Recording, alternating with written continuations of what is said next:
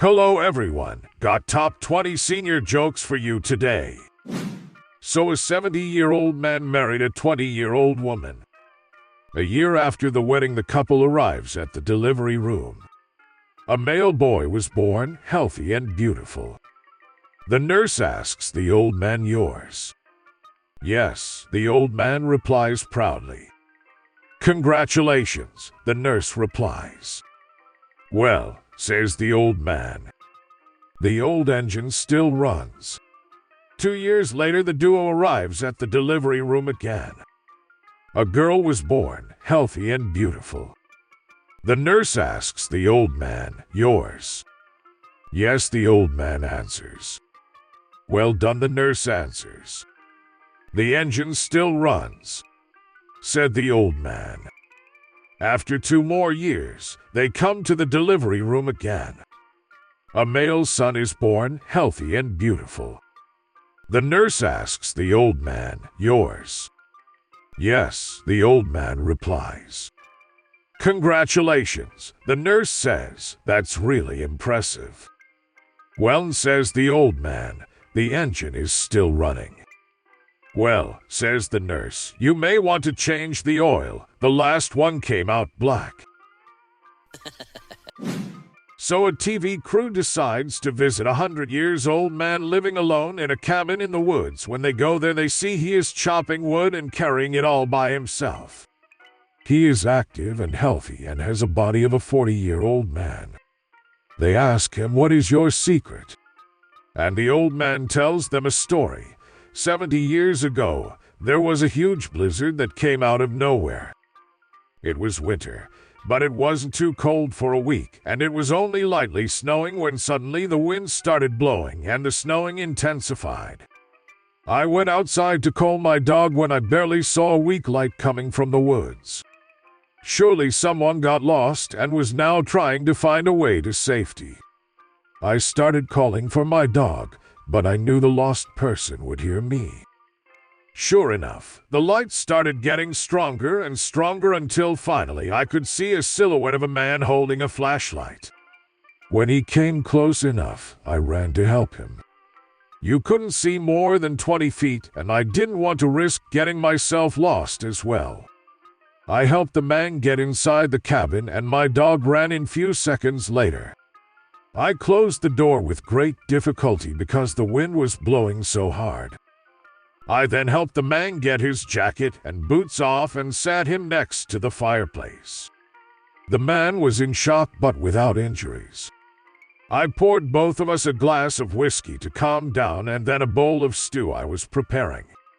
The man calmed down and started thanking me. He said he really thought he was a dead man until he heard me calling my dog. He gathered last bits of his energy and walked towards the voice. When we finished eating, we decided to both go to bed. But I only had one bed, so we would have to share. No problem, we thought, because it was very cold and our bodies would keep each other warm. Well, one thing led to another and we started touching each other, then kissing and then making love. In the morning, the weather cleared up, and after breakfast, the man put on his jacket, gathered his things, and said he had to go. His wife and 3 children were expecting him and must be mortified because he didn't come home. He then gave me the juiciest kiss on the cheeks and left. I watched him go and realized I didn't even ask his name. That was the last time I saw him. The TV crew looked at each other in shock, and after a few seconds one of them said, "No, we meant what is your secret for long and active life?" "Oh, that." The man said, "Clean air, regular exercise, healthy food, no stress. That kind of stuff." So my 90-year-old neighbor has Alzheimer's, and every morning when I wake up he's in a panic, knocking at my door asking if I'd seen his wife, and every day I am forced to remind him that she has been dead for over 10 years. Honestly, I could just move. The house isn't too great, and I've had many opportunities to live in better places. But the look of pure joy on his face every time I tell him she's dead just makes my day and keeps me from leaving. So an old man goes to the doctor for his annual head-to-toe checkup. The doctor comes in with a folder full of test results and says, "I've got two major concerns." The old man says, "Okay, doc, let's hear it." Doctor says, "Well, as you know, we ran a full-body MRI, and we discovered that most of your major organs are riddled with cancer." "Oh no," the old man exclaims. "And there's more." The doctor says, "Unfortunately, yes. With your age and lifestyle, you're also showing pretty advanced signs of Alzheimer's." The old man says, "Wow, that's a lot to take in. But at least it's not cancer." So the preacher, in his Sunday sermon, used "Forgive your enemies" as his subject. After a long sermon, he asked how many were willing to forgive their enemies. About half held up their hands. Not satisfied, he harangued for another 20 minutes and repeated his question. This time he received a response of about 80%. Still unsatisfied, he lectured for another 15 minutes and repeated his question. With all thoughts now on Sunday dinner, all responded except one elderly lady in the rear. "Mrs. Jones, are you not willing to forgive your enemies?" asked the preacher. "I don't have any," said the old lady. "Mrs. Jones, that is very unusual. How old are you?" 97. "That is incredible." "Mrs. Jones, please come down in front and tell the congregation how a person can live to be 97 and not have an enemy in the world." The little sweetheart of a lady tottered down the aisle, very slowly turned around and said, "It's easy, I just outlived the bastards." So there was once a very prim and proper older lady who had a problem with passing gas. Since she came from a generation when people didn't even talk about this kind of problem, it took a long time for her to seek help. Finally, however, she was persuaded to consult her family doctor. After she filled out all the proper forms and had waited about 20 minutes in the waiting room, the doctor called her into her office, leaned back in her chair, folded her hands into a steeple and asked her how she could help. "Doctor," she said, "I have a very bad gas problem. Yesterday afternoon I had lunch with the Secretary of State and his wife and had 6 silent gas emissions. Last night I had dinner with the governor and his wife and had 4 silent gas emissions. Then, while sitting in your waiting room, I had 5 silent gas emissions. Doctor, you've got to help me. What can we do?" "Well, Margaret," said the doctor, raising her voice, "I think the first thing we're going to do is to give you a hearing test." So a lady was standing outside a brothel in a small town, saw a 70-plus-year-old man walking past. She hasn't had a customer for a while, so she whistles at him and says, "Hey, would you like to have some fun time with me?" The old man said, "But I won't be able to." "Come on, man, give it a try," she says. Old man says okay. They go in. The moment they get to the bed, the old-timer becomes a machine and makes passionate love to her an hour straight. When he's done, the lady catches her breath. Exhausted and tired, she says, "But you said you won't be able to." "Hey, you," completed the old man. So 2 senior gentlemen are working at a sewage treatment plant. One guy goes off to lunch and comes back to find his buddy standing above a vat of sewage with a long rake. "What are you doing?" he yells. "My coat fell in." His buddy yells back, "You're not really gonna wear that again, are you?" His friend said worriedly, No. Gosh, no," says the old man to the relief of his friend. I have to get it back though. My teeth are in the pocket. So lying on his deathbed, an elderly man made his final request to his wife. Honey, I'm almost out of time and there's something I'd like you to do for me when I'm gone. She nodded her head and said, You can count on me. Anything you ask, I'll make sure it's done. I want you to wed my buddy, Jacob, he said, his voice filled with emotion. Astonished, his wife replied, Jacob. But I thought you couldn't stand him. He smiled and looked into her eyes as he answered, That's precisely why. So an elderly man rear-ends a young man driving an expensive sports car. Enraged, the guy hops out of his car and confronts the old man. Look what you did to my car, he yells. You're gonna give me $10,000 right now or I'm gonna beat you to a pulp. Oh my, says the old man, I don't have that kind of money. Let me call my son. He trains dolphins and he'll know what to do. Dolphins. The other driver huffs while rolling his eyes. The old man pulls out his phone, dials his son, and just as the son answers, the irate man snatches the phone away from the old man. So, you're a dolphin trainer, huh? Well, your old man here just rear-ended my car and I need 10 grand right now or I'm gonna beat you and your old man to a pulp. So you better train those dolphins to bring you some cash. I'll be there in 10 minutes, says the voice calmly on the other end. Exactly 10 minutes later, a pickup truck pulls up. A huge guy hops out and proceeds to walk calmly towards the bully. Before the enraged young man can speak, the man smoothly rams his head against the other man's forehead. The bully crumples like paper and the other man catches him, leaving him in a heap on the side of the road. When he's finished, he walks over to the old man and says, For the last time, Dad, I train seals. Navy SEALs, not dolphins. So 3 old men are discussing their failing memories. The first old man says, Today I was at the top of the stairs, and I couldn't remember if I had just gone up or was about to go down. The second old man says, I was sitting at the edge of my bed and I couldn't remember if I was about to sleep or just woke up. The third man scoffs and says, My memory is as good as ever, knock on wood. With this he hits the table twice with his knuckle, looks up in surprise and yells, Who's there?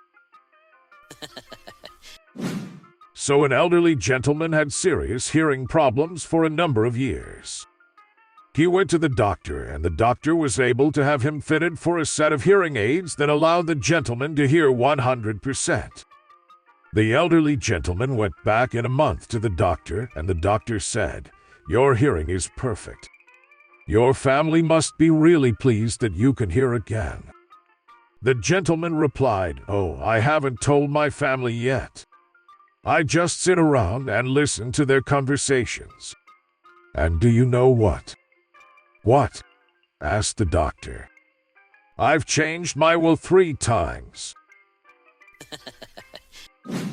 So Roger, an 88-year-old, married Jenny, a beautiful 45-year-old. Since her new husband is so old, Jenny decides that after their wedding she and Roger should have separate bedrooms, because she is concerned that her new but aged husband may overexert himself if they spend the entire night together. After the wedding festivities, Jenny prepares herself for bed and the expected knock on the door. Sure enough, the knock comes, the door opens, and there is Roger, her 88-year-old groom, ready for action. They unite as one. All goes well. Roger takes leave of his bride, and she prepares to go to sleep. After a few minutes, Jenny hears another knock on her bedroom door. It's Roger. Again, he is ready for more action.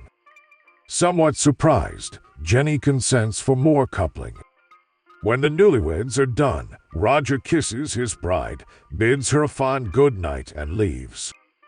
She is set to go to sleep again, but you guessed it, Roger is back again, rapping on the door, and is as fresh as a 25-year-old, ready for more action. And once more they enjoy each other. But as Roger gets set to leave again, his young bride says to him, "I'm thoroughly impressed that at your age you can perform so well and so often. I have been with guys less than a third of your age who were only good once. You are truly a great lover, Roger." Roger, somewhat embarrassed, turns to Jenny and says, "You mean I was here already?" So an elderly Canadian gentleman of 83 arrived in Paris by plane. At the French customs desk, the man took a few minutes to locate his passport in his carry-on bag. "You have been to France before, monsieur?" the customs officer asked, sarcastically. The elderly gentleman admitted he had been to France previously. "Then you should know enough to have your passport ready." The Canadian said, "The last time I was here, I didn't have to show it." "Impossible. Canadians always have to show your passports on arrival in France." The Canadian senior gave the Frenchman a long, hard look, then he quietly explained. "Well, when I came ashore at Juno Beach on D-Day in 1944 to help liberate this country, I couldn't find a single Frenchman to show it to." So two old guys from a senior center were sipping lemonade on the porch when one asks the other, "Ralph, I'm 92 years old and even mine aches of pains. You must be close to my age. How are you feeling?" Ralph says, "Like a brand new baby." "No kidding. Like a brand new baby." "Yep. No teeth, no hair, and wet diapers." So a distraught senior citizen phoned her doctor's office. "Is it true?" She wanted to know that the medication you prescribed has to be taken for the rest of my life. "Yes, I'm afraid so," the doctor told her. There was a moment of silence before the senior lady replied, "I'm wondering, then, just how serious is my condition because this prescription is marked no refills." So an old Jewish tale tells of a pious man who, upon reaching the wise and esteemed age of 105, suddenly stopped going to temple. Alarmed by the old fellow's absence after so many years of faithful attendance, the rabbi went to see him. He found him in excellent health, so the rabbi asked, "How come after all these many years we don't see you at services anymore?" The old man looked around and lowered his voice. "I'll tell you, Rabbi," he whispered. "When I got to be 90, I expected God to take me any day. But then I got to be 95, then 100, then 105. So I figured that God is very busy and must have forgotten about me." "So?" the rabbi asked indignantly. "So," whispered the man with a finger to his lips, "I don't want to remind him." So an elderly-looking gentleman, in his mid-90s, very well-dressed, hair well-groomed, great-looking suit, flower in his lapel, smelling slightly of a good aftershave, presenting a well-looked-after image, walks into an upscale cocktail lounge. Seated at the bar is an elderly-looking lady. The gentleman walks over, sits alongside her, orders a drink, takes a sip, turns to her, and says, "So tell me, do I come here often?" "So I recently picked a new primary care physician. After 2 visits and exhaustive lab tests, he said I was doing fairly well for my age. A little concerned about that comment, I couldn't resist asking him, 'Do you think I'll live to be 80? He asked, "Do you smoke tobacco or drink beer or wine?" "Oh no," I replied. "I'm not doing drugs either." Then he asked, "Do you eat ribeye steaks and barbecued ribs?" I said, no, my other doctor said that all red meat is very unhealthy. Do you spend a lot of time in the sun, like playing golf, sailing, hiking, or bicycling? No, I don't, I said. He asked, do you gamble, drive fast cars, or make a lot of love? No, I said. I don't do any of those things. He looked at me and said, then why do you want to live to 80? So two medical students were walking along the street when they saw an old man walking with his legs spread apart. He was stiff-legged and walking slowly. One student said to his friend, I'm sure that poor old man has Peltry syndrome. Those people walk just like that. The other student says, no, I don't think so. The old man surely has Zawadzki syndrome. He walks slowly and his legs are apart, just as we learned in class. Since they couldn't agree, they decided to ask the old man. They approached him and one of the students said to him, we're medical students and couldn't help but notice the way you walk, but we couldn't agree on the syndrome you might have. Could you tell us what it is?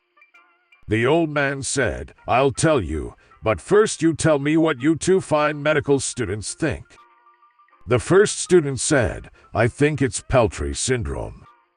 The old man said, you thought but you are wrong. The other student said, I think you have Zawadzki syndrome. The old man said, you thought but you are wrong. So they asked him, well, old-timer, what do you have? The old man said, I thought it was gas, but I was wrong too.